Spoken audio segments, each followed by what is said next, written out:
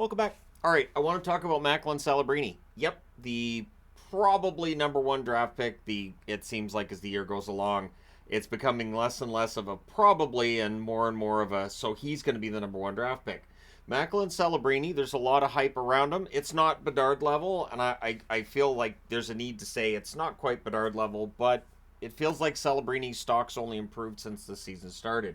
Before the year started, it was seen as he was in the mix with maybe three or four other guys. That seems to have changed. He's 6 feet tall, 190 pounds. He's a center, so that's a key thing right there. Centers will usually go higher in the draft, right? 183 centimeters tall for those using the metric system, which we do in Canada, but it's this weird mixed thing where we still use feet for height and we still use inches quite often. It's odd, but being Canadian, we're just used to it. And 86 kilos. So again, when we weigh ourselves, we don't say how many kilos we are. We say how many pounds we are because Canada. He was born in Vancouver, and before this season started, there were certainly more than a few Canuck fans that sort of said, it'd be kind of nice to see Celebrini in a Canucks jersey. Now, the Canucks are off to this ridiculous first half of the season. They will not be in the consideration for the number one draft pick this year, obviously. But he's ranked number one on every list I saw. I didn't see a single list where he's not number one. And it says a lot when you're number one on all the lists, where the scouts are like, yeah, this is the best guy available. And everybody kind of agrees on it. That's rare. We saw it last year with Bedard. We're seeing it this year with Celebrini. We'll see how much he's worth the hype and whatnot. But the hype's there. So, last year playing for the Chicago Steel in the USHL, 50 games, 46 goals, 40 assists, 86 points. Those are excellent totals, of course. Playing at the under 18 World Juniors last year, 7 games for Team Canada, 6 goals, 9 assists, 15 points. Good numbers. This year for Boston University, 17 games, 13 goals, 16 assists, 29 points, which is insane because he's only 17. He does not turn 18 until June. So, yeah.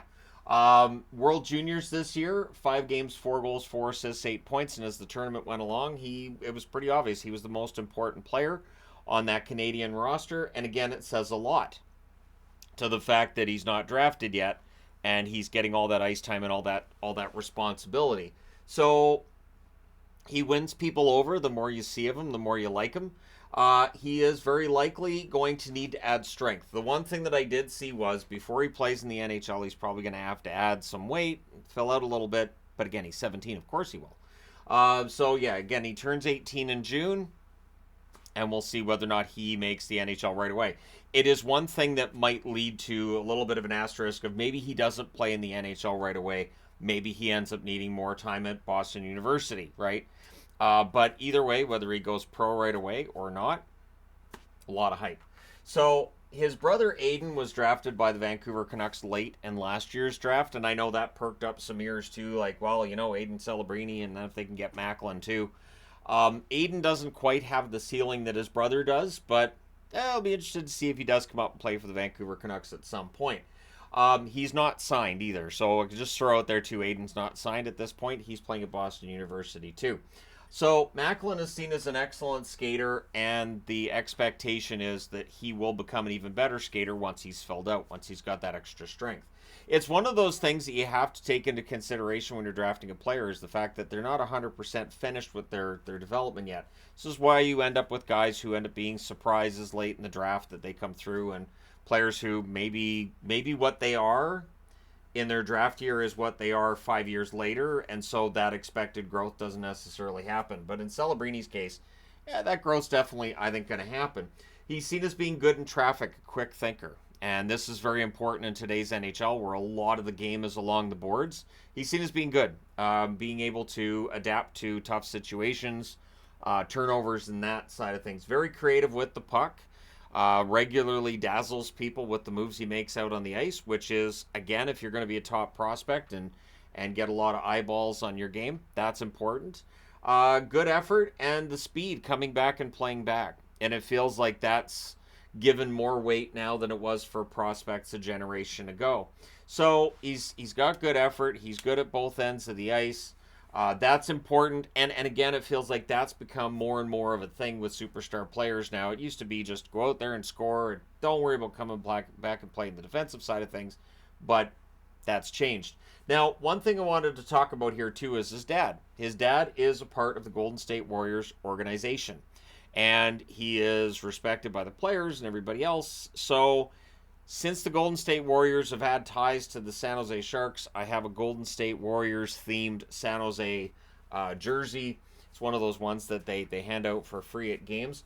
Just as a note, those jerseys are great. I think it's awesome that they just give out these jerseys. Obviously, they're not the same quality as like your Adidas, but they're fun jerseys, the Day of the Dead ones and all that. So, yeah, his dad being part of the Golden State Warriors organization means that a tie with San Jose makes a lot of sense. But in the event that at the draft lottery somebody else gets that number one draft pick, I don't think they're going to pick up the phone and ask San Jose, so how much do you want to give us for this guy? I do hope he ends up in San Jose. That seems like the most obvious location for a really good center and a player who could, really transform the organization. They need that. And the World Juniors that he had, I think have only solidified his spot at the top of the rankings. And again, the World Juniors can be overrated, but it is where a lot of scouts decide, okay, this is best on best of the junior age players. He dominated. And he played really well against players that are older than him, stronger than him. So it really means a lot. And he's said to have a great compete level. I went through various scouting reports in order to put this together, and his compete level is seen as being really good. So he thinks the game well. He's a very good skater. He has NHL projectable size. And there really isn't a weakness to pull when it comes to Celebrini's game, other than he's going to need to add a couple of pounds in all likelihood to play in the NHL. But I remember when that was the discussion with Pettersson, and then he just joined the Canucks. Did he add weight? Yeah, probably not as much as people thought he would, and he was pretty good out of the gate too. So he is number 2 currently in points per game in the NCAA, behind Colin Graff, who's 21. Colin Graff is undrafted, so just throwing that name out there because he's the number 1 player in the NCAA in terms of points per game. Now, in terms of overall points, Celebrini is tied for 6th overall in the NCAA. But again, this is remarkable since he's 17 years of age and he's playing against players who are older, and he's playing against some really high prospects as well.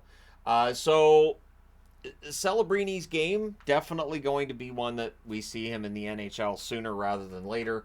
Will it be next year or after that? His one thing that I kept seeing comparisons between him and another player, it's Fantilli. Fantilli as a freshman in the NCAA, very, very good. And of course, he's been excellent for Columbus so far this year. Maybe the scoring's not where you might have wanted it if you're, a Columbus fan. But still, Fantilli's been pretty darn good.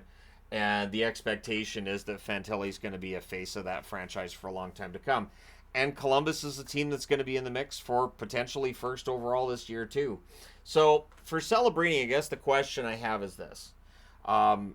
If you've seen him play, what do you think he's going to end up being at the National Hockey League level? And which team would be the best one to draft him? Would it be San Jose? Would it be Chicago?